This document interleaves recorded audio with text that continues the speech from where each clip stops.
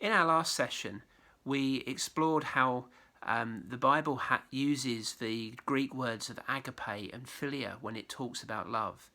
But when it talks about the Father's love for us, it's using the term agape. All the famous verses that we know speak of this unconditional love that God has for us. And when we see that love applied, we look at Jesus and we see in his relationship with Peter, him wanting to restore Peter after Peter had blown it. And today we're going to take that further and look a little bit more about what it means to restore love when love has been broken. Perhaps the greatest definition of love that there has ever been has been in 1 Corinthians 13, the passage where we read, often at weddings, that love is patient, love is kind, it isn't self-seeking, it keeps no record of wrongs, it always thinks the best, it endures, it perseveres. And many of the characteristics of a good father and the characteristics of a father's heart are found in that passage. The problem is many of us live with barriers to really experiencing that. We live with barriers to knowing love. And there are often three barriers. The first one, our personal experience. We're living with broken hearts, where we've had our hopes dashed, we've been rejected, or we've grown up without affection. Those things often mean that we're living with experiences that separate us from really knowing God's love in all its fullness. The second barrier might be a sense of being hard-hearted, that out of our experiences we've put a protective cover around us that said, I've had my heart broken, I'm not going to keep giving it away. We have this protectiveness. I know what that's like. I've been in a place myself where I literally imagined putting my heart in a box and closing that box because every time I opened it, my heart got hurt. So to protect myself, I put my heart in a box.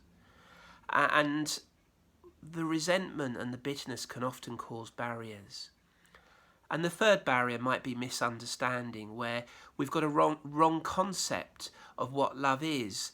Love hasn't been true to us, or love that we've experienced has been conditional, it's been based on our performance, or worse still, the love that we've experienced has been abusive, it's been coercive, and that for us to experience love, we've had to go through the pain of things which have broken us in order to try to discover what love is.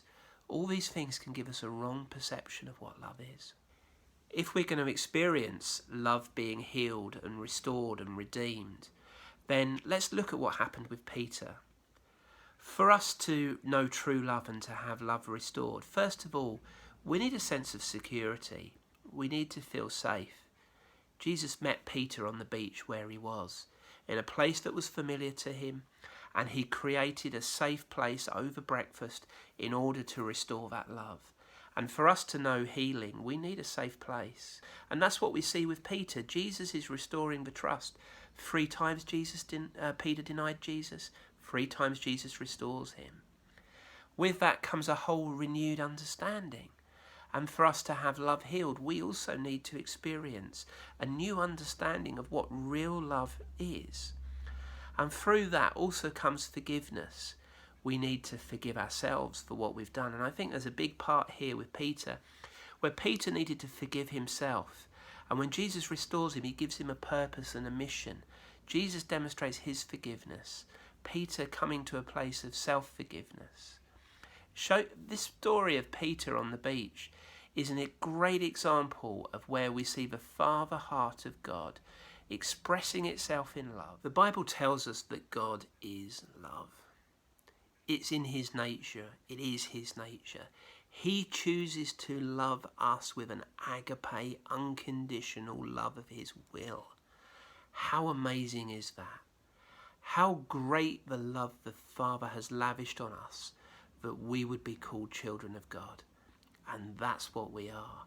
We can come to a Father who is love, who loves us unconditionally and loves us perfectly. But whatever our human experiences have been, God wants to break the hold that those have on us and give us a whole new life. Is that something you're ready for? Is that something you're willing to say, God, I want to open my heart and have the courage to step out of the things that I've believed to be true and discover a whole new truth by looking at who you are.